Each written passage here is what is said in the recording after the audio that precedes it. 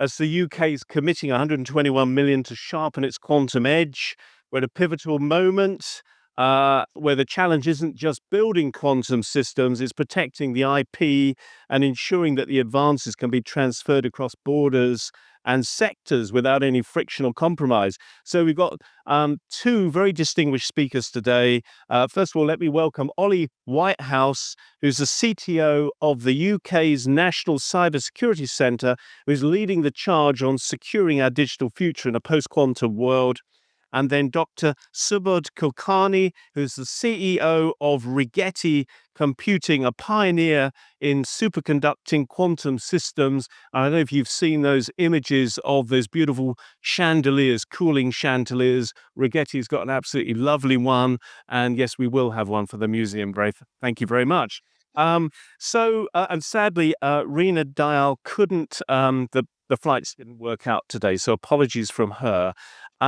So let's just jump straight into it. Subodh, if you're with a leading quantum hardware company, Rigetti, what are the practical hurdles you face in securing patents for quantum inventions? And I guess quantum technology, I kind of think the software and the hardware are kind of hand in glove. So it's not as simple as hardware and software IPs. And then on top of that, you've got quite a fragmented global IP landscape. So how do you navigate that? It's a good question. And fundamentally, quantum computing is a very different way of doing computing than what we do today with the classical computers. And you're right, the software and hardware do get entangled, if I may use that word, but that's a very That's a constant joke. More laughter, please. But our software and hardware do feed back into each other. When we do superposition and using quantum mechanics on how we do computing, it intrinsically changes the dynamics of how computing is done. We still do gates and that kind of stuff that classical computers do. So we use what we call qubits instead of bits in classical computers. And our qubits are talking to each other unlike classical computers. And that's what we mean by entanglement and superposition. The real benefit is with these qubits and entanglement of qubits, we can get exponentially better computing power at an exponentially lower energy. So that's the excitement about quantum computing. You could be a million or even a billion times faster than your current best computers at a fractional of energy consumption. And that's why the interest is so high. Regarding the IP part, there are many studies done. The value of quantum computing, the business value, is in hundreds of billions of dollars, if not trillions of dollars, about a decade or so from now. So the stakes are very high. There's cybersecurity involved, and I'm sure Ollie will talk about it. But it's not just a commercial value, it's also national security interest, because whichever country or company gets capable quantum computers in its hands before others has a huge advantage for the next century. So the stakes are really high, and by definition, IP becomes a very important topic, particularly for startups like us. We are a publicly traded company based in Silicon Valley, but our market cap's already like $4 billion for a company which has practically no sales and certainly negative OI. So the classic metrics of how you value a company in quantum computing go out the window. So IP is the reason why we get valued at where we are. So we have many patents, and the landscape is indeed fragmented. Many of us try our best to patent whatever we can, which we think we will be able to police and protect. But at the same time, because of the national security interest level, a lot of the IP is kept in know-how form and trade secret form, and that makes it extremely complicated. And in fact, one thing you mentioned about energy consumption, just before I bring in Ollie, which I think is fascinating, is that I've got a co-author of a couple of books who's working on two of the first exascale machines in the States, which are basically the biggest computers on the planet, Aurora and Frontier. I think one of them uses 20 megawatts, the other one is 60 megawatts. I mean, the power consumption of these machines is getting completely out of control. So it's not just, it's a bit green credentials. I'm not sure I can see a clear future for classical computing in 20 years' time if the energy consumption goes up like that. Ollie, let's bring you in on the national security perspective, which is your bread and butter. Clearly a lot of quantum technologies have got dual uses. You can speed up your simulation of something, you can crack the codes of your rivals. So how do you navigate that balance? Yeah, so the way that we look at it as the National Cybersecurity Centre is that there is a time horizon that stretches somewhere between 10 and 15 years on when a cryptographic quantum relevant computer will manifest. And so, we can see in the short term that there is not existential risk. I think that's the takeaway I would leave you with. And it gives us time. That's reassuring. Well, we did try and reassure. For And the then, time being. and then we have an opportunity to do a change program to actually mitigate the effects of it. But your point is well made. More generally, there will be dual use in all of these technologies, and so that ends up driving a number of national security considerations. So, who is investing where? With that investment, what are they trying to achieve? Like, is it bona fide investment because they want to see a company go on to gain kind of commercial advantage and reap the profit? Or is it that they're trying to get privileged access to the intellectual property and misappropriate it, for example, through legitimate means? And so we end up doing an awful lot of work around ensuring that we know which companies are at the leading edge in our territory. We know who is taking interest from them, both through investment mechanisms and non-investment mechanisms.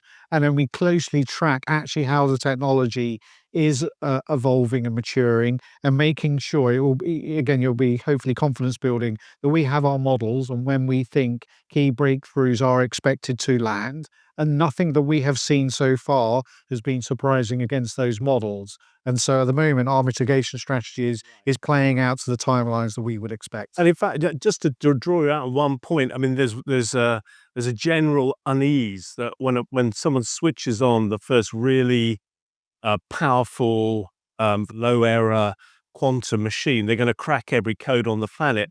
But we can devise quantum resistant algorithms, can't we, and codes and so on. Yes, and we have done. We have been doing that work over the last decade or more, and they were most recently standardized through NIST. So we have our post-quantum cryptography ready. We are now waiting for all of the protocols to be updated to cater for it, the implementations to be verified, and then the rollout. We're obviously seeing certain rollout. So by the time we get this quantum crypto kind of quantum relevant computer, we will have done the majority of the transition. I will also say that someone merely having one does not mean that they win. They also need to be in a position to get access to the data which they actually want to then apply it to that. So there has to be intent, there has to be capability, and there has to be position. And so it is not merely the fact that one has arrived. And we know, that necessarily the first adversaries that may have one, we can make the other two bits trickier for them. Right. Now, just Subodh, in terms of returning to UK-India partnership, Rigetti recently won the Innovate UK Quantum Missions Pilot Competition. How are these collaborations with UK partners shaping your approach to quantum error correction? You better explain to people why that's important and what lessons can be learned in terms of nurturing these partnerships. So Rigetti has been a very good partner with the UK government for the last many years. We have a substantial presence in London right now. The main quantum computer sitting in your National Quantum Computing Center in Harwell outside Oxford is made by us. And we are very proud of the partnership we have done, and we continue to expound on that and come up with new ideas and business models on how to help the UK quantum ecosystem grow. Um, Regarding error correction, I mean, one of the main reasons the UK government chose to partner with us is because of our open modular architecture. In quantum computing, just like classical computing, there are very different business models. There are big tech companies like IBM, Google, even Amazon, and Microsoft who have chosen the vertically monolithic model. So it's like a mainframe computer. So they're doing the whole thing and they want to control the whole thing. We have taken the exact opposite stand. So we have architectured our system to be an open modular system. So we can replace some part of the stack with somebody else. So we can partner with a company like NVIDIA, for instance, for their CUDA Q part of the software stack. Or in this case, we have partnered with a company in Cambridge here called Riverlane, who's doing some excellent work in quantum error correction. Quantum error correction is a whole topic by itself, not quite suitable. We give everyone the headline. If Yeah. we can fix quantum error, is that then have we got commercially? Yeah, I think the biggest Achilles heel of quantum computers right now is errors and how do you fix those errors. They fundamentally work. We have quantum computers, other companies and government organizations all have. They do all that you expect a computer to do, but they're just too error prone and they generate the errors. We can mitigate and correct for some errors, but right now the generation of errors is higher than what we can mitigate and correct. So it comes down to minimize the error rate that we have and then have superior error correction techniques that can handle those errors are coming from. Right. That's really what's holding us back from making quantum computing commercially viable right now. So I think we've probably got time for 2 more questions, but Ollie, just one specific one for you.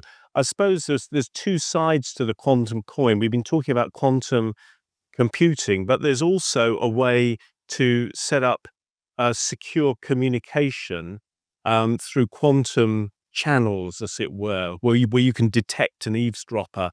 But how much is that complicated by, you know, cross-border collaboration limitations and things like that? Yeah, so the technology is referred to as quantum key distribution. So it's using quantum entanglement to transmit cryptographic keys on the principle that you can't observe it because if you observe it, you change it. Fundamentally, it doesn't. So QKD is one of those technologies which is approximate and comparable to existing technologies that we have. So we see specifically collaboration around that is one of those technologies where it's actually not contentious for a change. And indeed, we would encourage. I will also state that the NCSE position on QKD specifically is that it does not address a challenge that we haven't already solved through classical means. And so by virtue of that, there is more unknowns with QKD and the systems that surround it than the knowns. Okay, one last question for you both. I mean, there are quantum devices already out there in things like squids in medical scanners, particularly in medical scanning and so on. But in the near term, could each of you tell me what you think is going to be the most impactful, say in the next 5 years, quantum technology that's going to, maybe have as big an impact as AI large language models have had? Maybe Ollie, start with you. Yeah, first. unfortunately, I don't think it's going to be as visible as AI, just to manage everyone's expectation.